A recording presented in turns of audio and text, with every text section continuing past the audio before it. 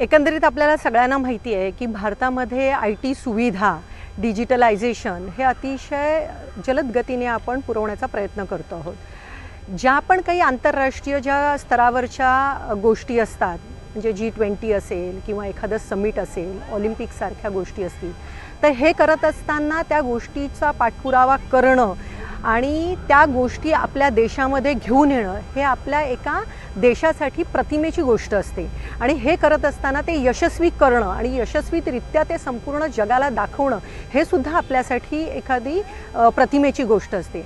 आणि हे करत असताना आपण आज बघतोय की AI समिटसारखी एखादी आंतरराष्ट्रीय लेवलवरचं समिट जेव्हा आपण भारतामध्ये करत आहोत, तर ते करत असताना त्याचं जे अर्थकारण आहे, त्याच्यातनं होणारे जे नवीन पिढीसाठीचं जे एक मेसेज आहे तो हा आहे की AI टेक्नॉलॉजीमध्ये आपण नुसतंच कन्झ्युमरमध्ये न राहता आपण AI टेक्नॉलॉजीमध्ये एक लीडरशिपमध्ये पुढे जातो आहोत।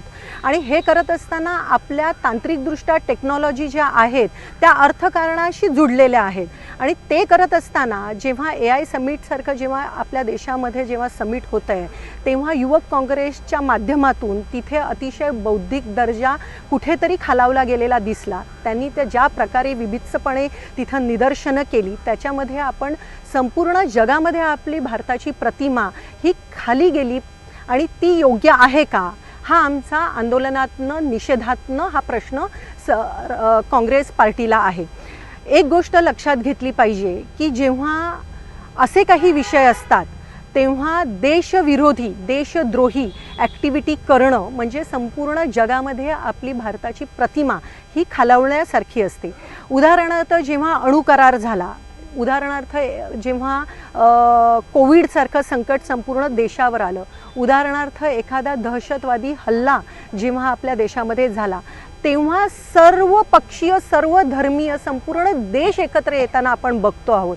जेव्हा AI समिटसारखं जगातलं समिट अतिशय पुढच्या 50 वर्षाला तांत्रिकदृष्ट्या पुढे घेऊन जाणारं समिट जेव्हा भारतामध्ये होतं आहे, तेव्हा युवक काँग्रेसच्या माध्यमातून राहुल गांधींच्या मार्गदर्शनाखाली अशा प्रकारचा निषेध करणं म्हणजे संपूर्ण AI समिटला च्या प्रयत्नाला कुठेतरी खालच्या पातळीवर नेण्यासारखं नाही आहे का? एक गोष्ट जर चुकीची असेल तर तिची सुधारणा करू शकतो, आपण संवाद साधू शकतो। त्या चुकीला सुधारणा करायची का संपूर्ण AI समिटच्या प्रयत्नावर आपण प्रश्नचिन्ह उपस्थित करायचं? देशामधून अनेक त्या AI समिटमध्ये प्रतिनिधी आलेले होते, बहुसंख्य म्हणजे 50हून अधिक आंतरराष्ट्रीय लेवलवरचे तिथे समिटमध्ये आले नव्हते का? आलेले अनेक बहुराष्ट्रीय कंपन्यांनी त्याच्यामध्ये भाग घेतला होता का? घेतलेला। तिथे MOUs घडले नव्हते का? घडलेले। मग ह्या सगळ्या प्रयत्नांवर तुम्ही नकारात्मकतेने प्रश्नचिन्ह उभं करू शकता का? नाही करू शकत। तर त्यामुळे जेव्हा असं जगामध्ये देशव्यापी जेव्हा एखादं समिट होत असतं, तेव्हा तुम्ही देशासाठी म्हणून तिथे उभे राहिलेले असतात, देशाची प्रतिमा ही तिथे लागलेली असते। आणि हे समिट हे AI माध्यमातनं तुम्ही टेक्नॉलॉजीमधनं लीडर होत आहात, तर त्याच्यासाठीचं राजकारण हे फक्त 5 वर्षाचं असतं, पण तांत्रिकदृष्ट्या तुम्ही जेव्हा पुढे जाता ते तुम्ही पुढच्या पिढीसाठी 50 वर्षासाठी पुढे जाता। त्यामुळे अशा ह्या गोष्टीला आमचा निषेध आहे।